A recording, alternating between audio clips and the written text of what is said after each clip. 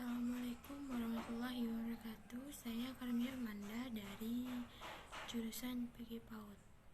Dan kali ini saya mau bercerita menggunakan buku cerita yang bertema tentang COVID-19 untuk anak usia dini. Penyakit coronavirus atau COVID-19 ditetapkan sebagai kedaruratan kesehatan masyarakat yang meresahkan dunia. Dan virusnya saat ini sudah menyebar ke berbagai negara.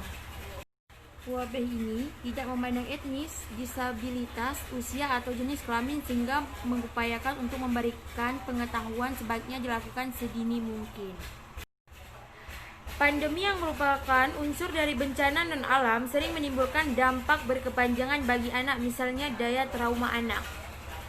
Tantangan terbesar pada anak dengan adanya pandemi adalah tumbuhnya resiko pada perkembangan kognitif pada anak, perilaku dan emosi, bahkan juga mengalami bahaya fisik yang dapat mengakibatkan penurunan atau keterlambatan tumbuh kembang keseluruhan pada anak, hingga dapat mempengaruhi kehidupan anak di masa depan.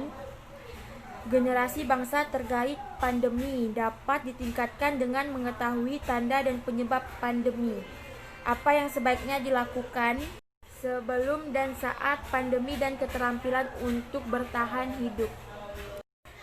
Dengan mengajak anak bersahabat dengan pandemi, sama halnya dengan mengajak anak untuk berbuat baik, mendorong untuk berkreativitas dan berpikir dengan cermat, selalu mendorong untuk berpikir tentang alam dan makhluk hidup. Maksud bersahabat bukan hanya bersanding dan membiarkan diri untuk bercengkrama dengan COVID-19. Faktor penyebab utama timbulnya korban akibat pandemi COVID-19 karena kurangnya pengetahuan akibat tidak keingintahuannya untuk mencegah COVID-19 dan kurang kesiapan dalam mengantisipasi wabah tersebut. Penderita COVID-19 merupakan objek yang harus diperhatikan dan diprioritaskan, bukan justru dikerdilkan ataupun dikucilkan. Namun stigma penjamur saat ini justru menderita, ditolak dan dijauhi.